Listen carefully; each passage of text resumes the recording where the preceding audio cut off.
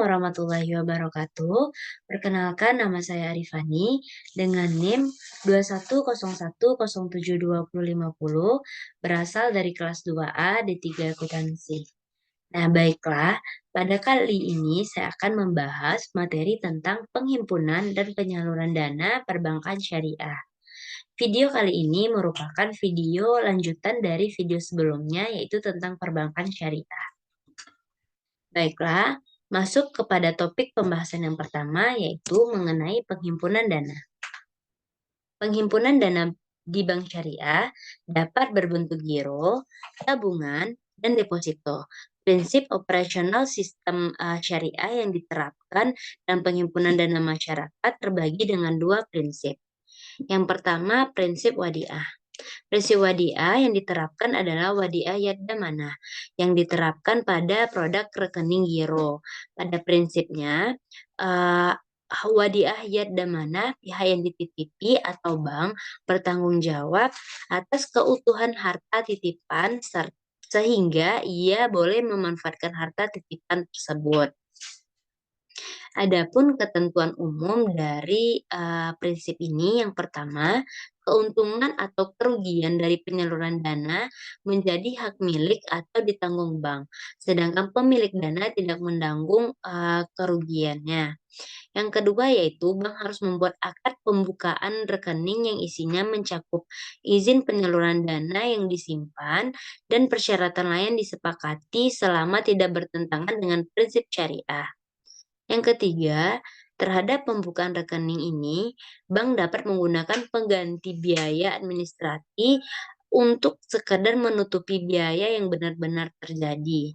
Yang terakhir yaitu ketentuan-ketentuan lain yang berkaitan dengan rekening giro dan tabungan tetap berlaku selama tidak bertentangan dengan prinsip-prinsip syariah. Adapun prinsip yang kedua yaitu prinsip mudharabah. Dalam pengaplikasian prinsip mudharabah ini, penyimpanan atau si deposan bertindak sebagai syabul mal atau pemilik modal dan bank sebagai pengelola atau mudharib. Nah, mudharabah ini terbagi menjadi dua. Yang pertama, mudharabah multakalah dan yang kedua, mudharabah muqayyadah. Nah, mudharabah multakalah ini artinya tidak ada pembatasan bagi bank dalam menggunakan dana yang dihimpun. Nasabah tidak memberikan persyaratan apapun kepada bank hendak disalurkan atau menetapkan penggunaan akad-akad tertentu. Nah, adapun ketentuan umum dari prinsip mudharabah multakalah ini yang pertama, bank wajib memberitahukan kepada pemilik mengenai nisbah dan tata cara pemberitahuan keuntungan atau pembagian keuntungan secara risiko yang dapat ditimbulkan dari penyimpanan dana. Yang kedua, untuk tabungan mudharabah, bank dapat memberikan buku tabungan sebagai bukti penyimpanan serta kartu ATM dan atau penarikan lainnya kepada si penabung.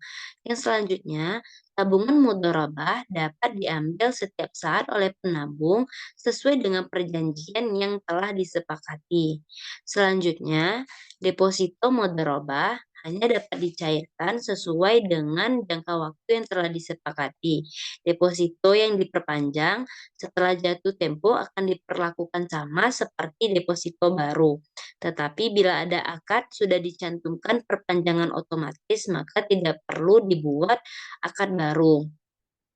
Yang terakhir yaitu ketentuan-ketentuan lain yang berkaitan dengan tabungan dan deposito tetap berlaku sepanjang tidak bertentangan dengan prinsip syariah. Yang kedua yaitu prinsip mudharabah muqayyadah. Prinsip muqayyadah unbalanced artinya jenis mudharabah ini merupakan simpanan khusus di mana pemilik dana dapat menetapkan syarat-syarat tertentu yang harus dipatuhi oleh pihak bank. Adapun karakteristik dari jenis simpanan ini yang pertama, pemilik dana wajib menetapkan syarat-syarat tertentu yang harus diikuti oleh bank dan wajib membuat akad yang mengatur persyaratan penyaluran dana simpanan khusus ini. Yang kedua, bank wajib memberitahu kepada pemilik dana mengenai nisbah dan tata cara pemberitahuan keuntungan atau pembagian keuntungan secara risiko yang dapat ditimbulkan dari penyimpanan dana. Apabila tidak tercapai kesepakatan, maka hal tersebut harus dicantumkan dalam akad. Ya, karakteristik yang ketiga, sebagai tanda bukti simpanan bank menerbitkan bukti simpanan khusus. Bank wajib memisahkan dana ini dari rekening lainnya. Selanjutnya, untuk deposito mudharabah, bank wajib memberikan sertifikat atau tanda penyimpanan atau biljet deposito kepada si deposan. Lanjut, yang terakhir, yaitu, mudharabah ini merupakan penyaluran dana mudharabah langsung kepada pelaksanaan usahanya, di mana bank bertindak sebagai perantara yang mempertemukan antara si pemilik dana dengan pelaksana usaha. Jadi secara umum, karakteristik dari simpanan mudharabah ini yang pertama, sebagai tanda bukti simpanan bank menerbitkan bukti simpanan khusus. Bank wajib memisahkan dana dari rekening lainnya. Yang kedua, dana simpanan khusus harus disalurkan secara langsung kepada pihak yang diamanatkan oleh si pemilik dana. Yang terakhir, bank menerima komisi atas jasa yang mempertemukan kedua belah pihak. Lanjut ke topik kedua, yaitu mengenai penyaluran dana. Dalam menyalurkan dananya pada nasabah, secara garis besar, produk pembayaran syariah terbagi ke dalam 4 kategori. Yang pertama, pembiayaan dengan prinsip jual beli. Yang kedua, dengan pembiayaan dengan prinsip sewa. Yang ketiga, penyaluran dana berdasarkan tujuan, pembiayaan dengan prinsip bagi hasil.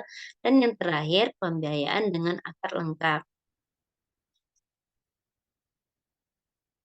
Nah, yang pertama pembiayaan dengan prinsip BAI atau jual beli.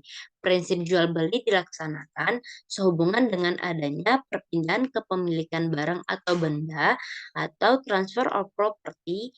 Tingkat keuntungan bank ditentukan di depan menjadi bagian harga atas barang yang telah dijual. Nah, pembiayaan transaksi jual beli ini dapat dibedakan berdasarkan pembiayaan mudharabah, pembiayaan salam, dan pembiayaan istisna. Nah, yang pertama pembiayaan murabahah. Ini lebih dikenal sebagai murabahah atau al-bai bisam ajil. Murabah Murabahah ini berasal dari kata ribu atau keuntungan. Adalah transaksi jual beli di mana bank menyebut jumlah keuntungannya. Bank bertindak sebagai penjual sementara nasabah sebagai si pembeli. Harga jual adalah harga beli bank dari pemasok ditambah keuntungan atau margin. Kedua belah pihak harus menyepakati harga jual dan jangka waktu pembayaran.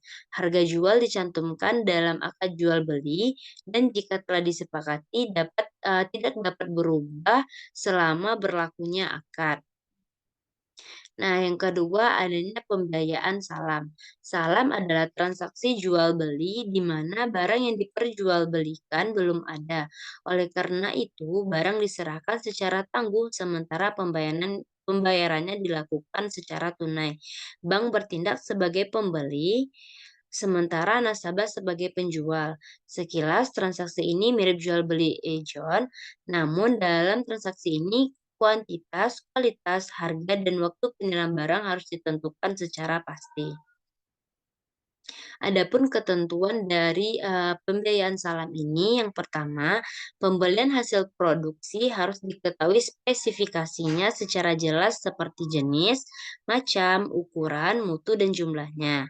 Yang kedua, apabila hasil produksi yang diterima cacat atau tidak sesuai dengan akad, maka nasabah atau produsen harus bertanggung jawab dengan cara antara lain mengembalikan dana yang telah diterimanya atau mengganti barang yang sesuai dengan pesanan.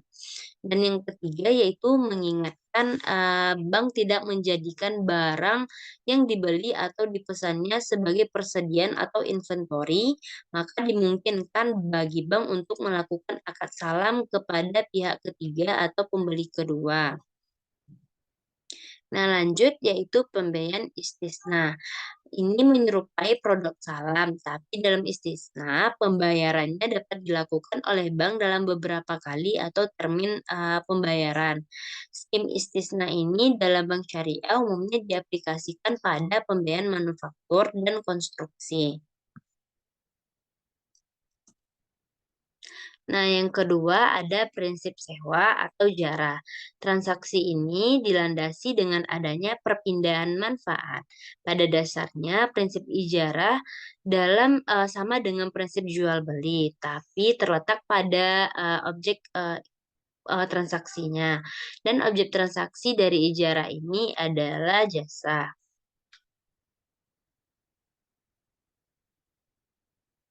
Nah, yang ketiga ada prinsip bagi hasil atau syirkah. Produk pembiayaan syariah yang didasarkan atas prinsip bagi hasil atau syirkah ini terbagi dua. Yang pertama pembiayaan musyarakah dan yang kedua pembiayaan mudharabah. Apa pembiayaan musyarakah? Bentuk umum dari usaha bagi hasil adalah musyarakah atau syirkah atau syirakah. Transaksi musyarakah dilandasi dengan adanya keinginan para pihak yang bekerja sama untuk meningkatkan nilai aset yang mereka miliki secara bersama-sama. Semua bentuk usaha yang melibatkan dua pihak atau lebih di mana mereka secara bersama-sama memadukan seluruh bentuk sumber daya baik yang berwujud maupun yang tidak berwujud.